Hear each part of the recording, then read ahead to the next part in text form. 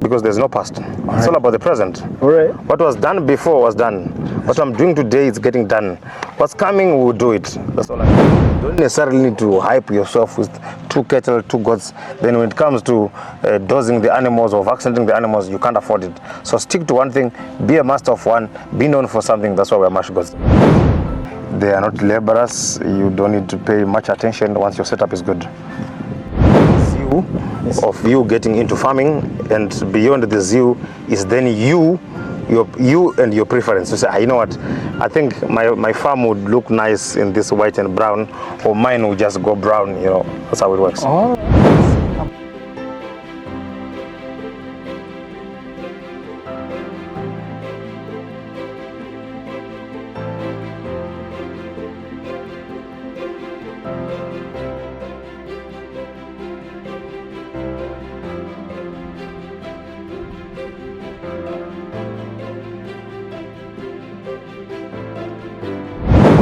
Goats and sheep, is it that they are profitable, or is it that they are easy to keep, that makes you want to invest in them? What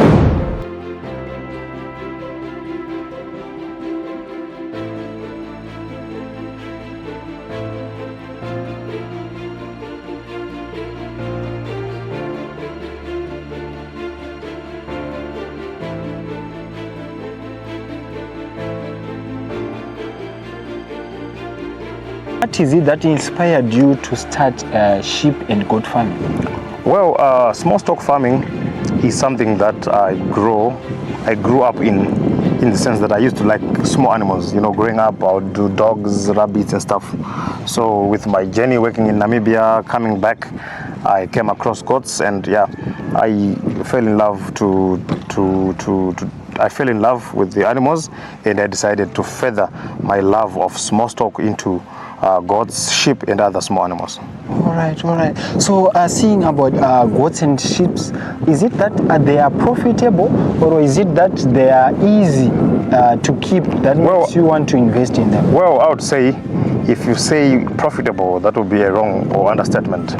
I think with these animals, it's all about them not being labor intensive. They also are very good hardy animals.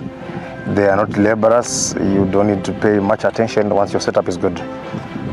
All right. So apart from meat, obvious, most of the people when they see a goat, they think of meat. Apart from meat, what else can we find from the goats? Well, from the goats, you can find this book, because I'm urging each and every one who's doing any type of farming to have a book published about their experiences, what they've done, what they've read, what they've come across, so that it helps the next farmer. So additional to this, you find that you have the opportunity to farm in goats for meat, goat for breeding stock, goat for flowers, goats to use as your way of banking your wealthy, and goats for fun. All right. There is judging from the term, that are you the one who wrote the book? Yes, indeed, that's me. If you look at the back, you can see the book was done by me, but it has a lot of inspiration that comes, from this aspect to the other aspect. You can see the Ndebele copy, the one you're having here. It's having the late His Excellence Dr. Nyongolo Nkomo. He used to have a statement that I used to like, when he would say, do you want money? Then you say yes. Say Inshona Rima. You say, oh, okay, no Rime. Then he would say to you, okay, count from the other side. Then Rima becomes Mari, and Mari becomes Rima. Okay. So it is all about farming. You Rima, you get your fortune. One thing that I like from you, judging from the past, the generation from the past, it's not that thing that you say, if I go there, I will see the history, the path, in terms of how they do the farming. But with this one, I can tell you are even maintaining the generation to come. Because writing in the books is not something that you say I won't find in the future, which means you are also creating the next generation. Apart from the books, what else are you investing in the next generation? Do you have the young ones that are you teaching, or? For the generations, we're having the book. We're having you guys coming through.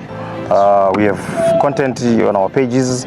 Facebook, and we have a lot that is ongoing, as in see the structures. We are also having classes where people come and we are teaching them as well.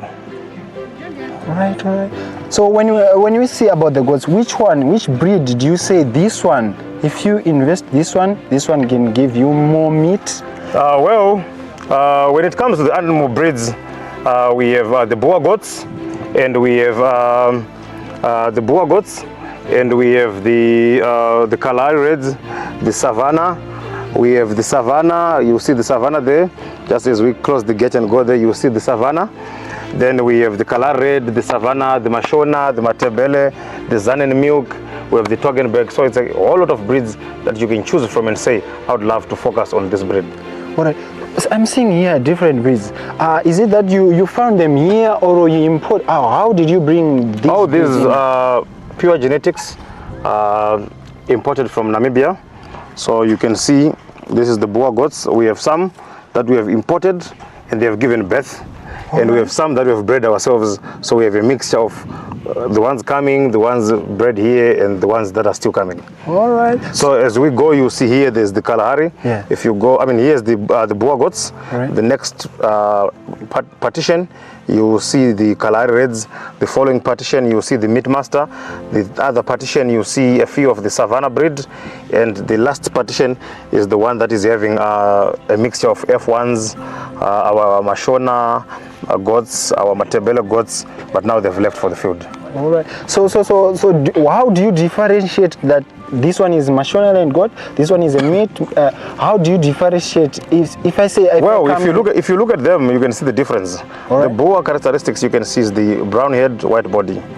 The Kalahari you see it's just plain brown. The Savannah you will see it's plain white. That's how they are differentiated. What about in terms of prices? Do they range on the same prices or what? Well, it's all about genetics when you're dealing with these animals, so they all range in the same price range. Oh, so this one might go on 50, this one might go also on 50. Yes. All right. So it's all about the zeal of you getting into farming, and beyond the zeal is then you and your preference. You say, you know what, I think my farm would look nice in this white and brown, or mine will just go brown.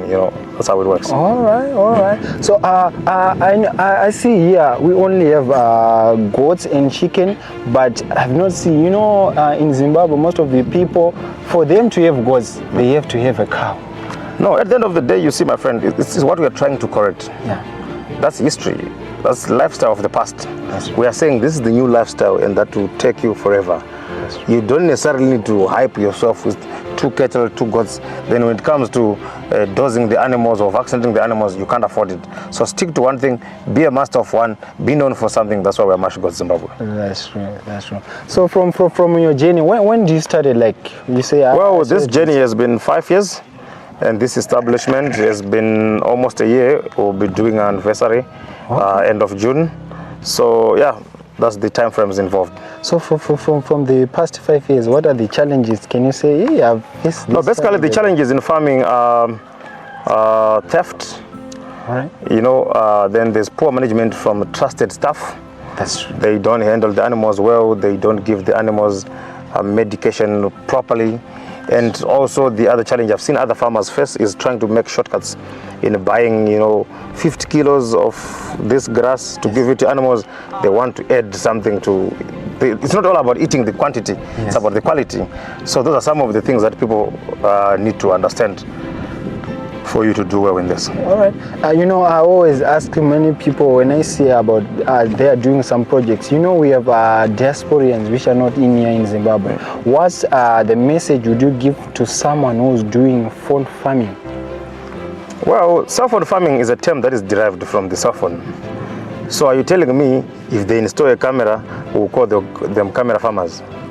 No. So at the end of the day, we are saying to everyone in the diaspora, to everyone local here, come through, get hold of us. We can assist you in getting you the right stuff, the right fencing, the right amenities that are needed in farming. You can look at this guy, look how he walks. Yes. Pure genetics. Also, you mean you can also manage other farmers that have their farmers? No, we don't manage their farms, but we assist them. All right. Like if they need a manager, we tell them to try and get your manager where. If they need someone to do fence, try and speak to this person. If they need feed, go to renowned farmers, farm shops. It can be Profeeds and a whole lot of others here in Zimbabwe. Right. So from the past 5 years that you started the goat, have you arrived where you are saying, no, I want to go there, or what's the future for you in terms of goat farming? With me, there's no future because there's no past. It's all about the present. All right. What was done before was done. What I'm doing today is getting done. What's coming, we'll do it. That's all I can say. So I know. You say that judging from for the next 5 years, when we want to say about Mashgoats, what is it that we must expect? Because now we have got technology. I see you have now put some cameras and what. What did you see in the next 5 years? Well, in the next 5 years, we should find ourselves nationalized. Beyond being nationalized, we look at ourselves being all over Africa, so that every person understands the concept of farming, where we are coming from, what we need to do, and we do it rightfully. All right. So apart from the meat, are you also supplying the milk from the goats? Well, we're not producing any milk here.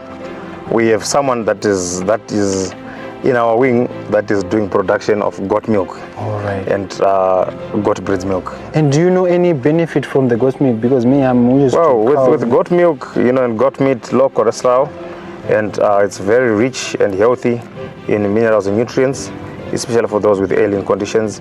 For women, you can see there's beauty spas now, there's lotions, there's soaps all made from goat milk, and it shows you how great it is. All right. So what about on ships? Are you also supplying the leather or what? No, that's an avenue. That's an avenue that is there. Some are doing it, we are not doing it. Because we can't have everything on our plate, it becomes too much. So that we leave for the others. All right. So what's the message for someone who's watching this video and I think maybe you've got some money, you want to invest in the goat farming? What's the message to you? No, the message to everyone watching is please subscribe this channel. And additional to that, just be enthusiastic in what you are doing. Let your zeal drive you. Don't come in for the money.